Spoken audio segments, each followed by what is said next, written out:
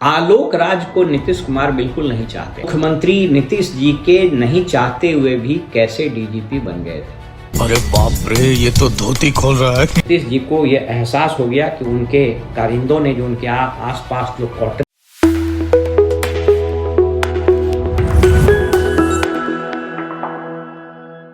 नमस्कार, मेरा नाम है ओम प्रकाश यादव और आप देख रहे हैं वॉइस ऑफ रिपब्लिक।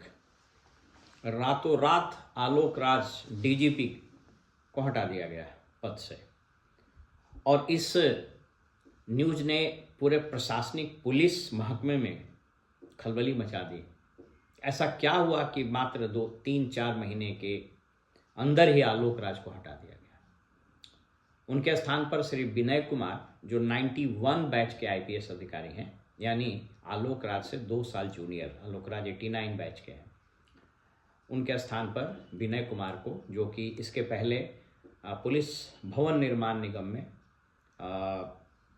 अध्यक्ष सह प्रबंध निदेशक यानी चेयरमैन कम सीएमडी थे, तो उनको डीजीपी बना दिया गया। आइए इसकी विवेचना करते हैं और आपको इनसाइड स्टोरी बताते हैं कि आलोक राज को क्यों हटाया गया और आलोक राज मुख्यमंत्री नीतीश जी के नहीं चाहते हुए भी कैसे डीजीपी बन गए थे। हालांकि इसके पहले जब इस पर अटकलें लगाई जा रही थी तो मैंने एक वीडियो में और किसी मंच पर बात करते हुए बताया था कि विनय कुमार ही डीजीपी होंगे। बहरहाल एक इनसाइड स्टोरी इसकी क्या है उसको बताते हैं। हुआ ये कि जब अशोक सिंघल रिटायर हुए तो उस वक्त डीजीपी की नियुक्ति की जानी थी। आलोक राज को नीतीश कुमार बिल्कुल नहीं चाहते हैं और वो हुआ ये था कि आलोक राज के विषय में नीतीश जी की ये धारणा है कि ये लालू जी के बड़े करीबी, और एक बार हुआ भी था चुनाव के दरमियान आलोक राज,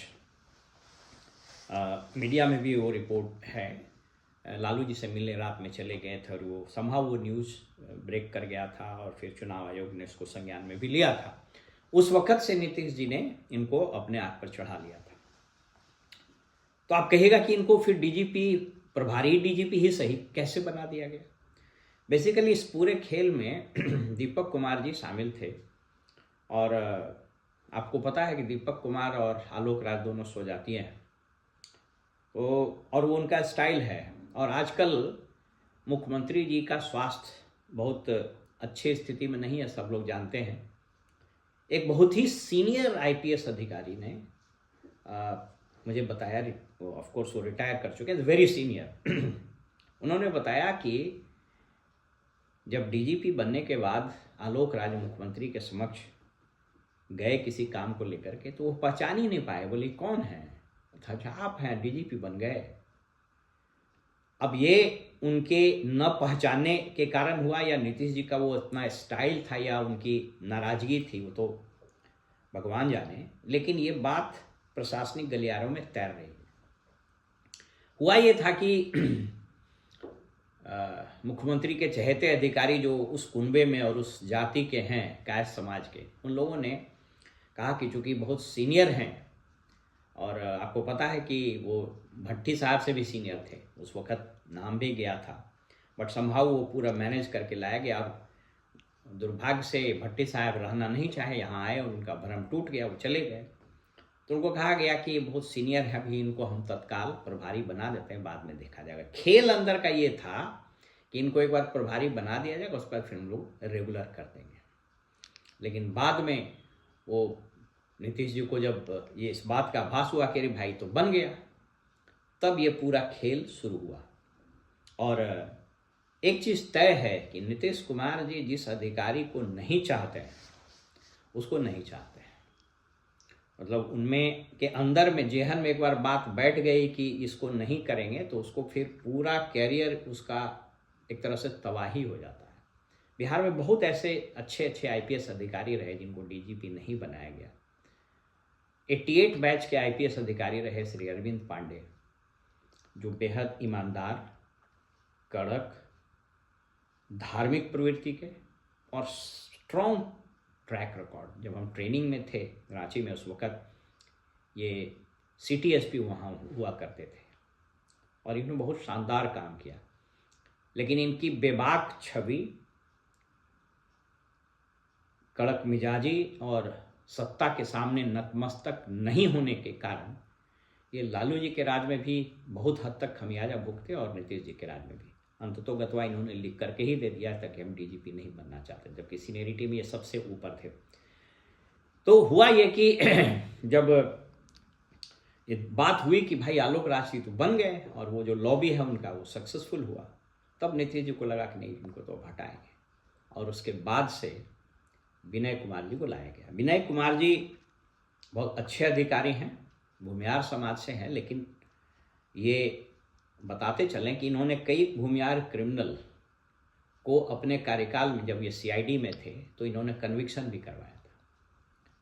बहुत ही सख्त और इन्वेस्टिगेशन पर इनकी पकड़ बहुत ज़बरदस्त है और बिल्कुल साफ सुथरी छवि है इनकी, तो इनको बनाया गया। कुछ लोग मीडिया में यह भी बात कर रहे हैं कि शायद ललन सिंह या विजय चौधरी भूमिहार लॉबी ने काम किया। आपको बता दें कि मुख्य जो डीजीपी की नियुक्ति होती है उसमें यूपीएससी के पास पैनल जाता है, हालांकि मुख्यमंत्री जो चाहते हैं वही होता है, लेकिन प्रकाश सिंह बनाम केंद्र सुप्रीम कोर्ट में एक केस हुआ था, उसकी संख्या 310/96 है, सिविल याचिका दायर की गई थी। उसमें सुप्रीम कोर्ट ने बहुत डिटेल में ऑर्डर दिया था। उसमें अन्य बातों के अलावा यह भी था कि 3 लोगों का पैनल जाएगा और इसका मिनिमम 2 साल कार्यकाल होगा। सितंबर 2025 में वैसे विनय कुमार जी रिटायर कर जाते हैं, लेकिन इनका जो सेवा काल होगा वो 2 साल, यानी लगभग 1 साल और इनको मिल जाएगा। तो ये चॉइस प्रशासनिक दृष्टिकोण से बिल्कुल अच्छा है। और अभी जो हालात विगत कुछ वर्षों में बिहार के लॉ एंड ऑर्डर में हुए हैं वो किसी से छिपा हुआ नहीं है। लेकिन मैं बताना ये चाह रहा था कि मीडिया में कुछ खबरें ऐसे चल रही है कि ललन सिंह और वो लॉबी और विजय चौधरी और बाकी लोगों ने लॉबिंग की। आप स्पष्ट हो लीजिए, हम भी इतना दिन सरकार में रहे हैं, प्रशासन में।